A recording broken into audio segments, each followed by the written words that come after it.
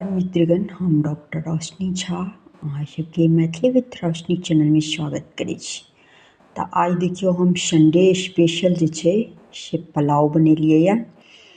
पहिले केलियै यऽ कि जे एहिमे सब सब्जी सब दऽ देलियै यऽ, जेनाकि पत्ता गोभी भेलै, मटर भेलै, आलू भेलै, परोड़ भेलै, गाजर भेलै, शिमला मिर्च भेलै और वगैरह वगैरह सब दऽ देलियै यऽ।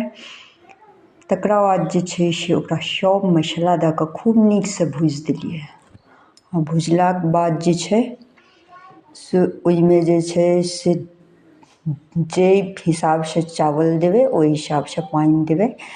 जेनाकि 1 कप चावल दियौ तऽ ओहिमे 2 कप पानि दऽ कऽ ओकरा जे छै से कूकरमे दऽ दियौ आ बस 1 सीटी लगेबाक काज छै। 1 सीटीमे ई मटर पुलाव बनिकऽ तैयार भऽ जेतै। तऽ देखियौ हम अहाँ सबके देखाबै छी, चूँकि एहिमे लाइट बेसी छै ने तऽ अहाँ सबके कनि व्हाइट नजर आबैत हैत, मुदा ई वास्तविकमे व्हाइट छै नहि। तऽ देखियौ अहाँ सबके देखाबै छी, गरम गरम आब परोसलियै यऽ।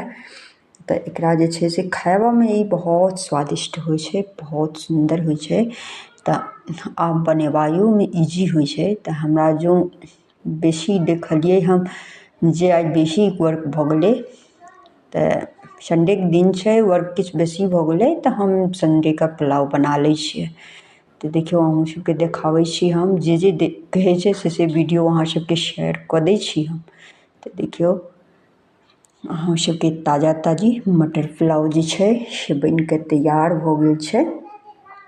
देखियौ मटर पुलाव देखै छियै, मटर पुलाव बनल छै। ई वास्तविकमे उज्जर नहि छै, देखैमे लगै छै, मुदा एकर कलर बहुत नीक छै, बहुत सुन्दर छै। ठीक छै, हम अहाँ सबके फिर नेक्स्ट वीडियोमे जे छै मुलाकात है। तब तक के लिए बाय बाय।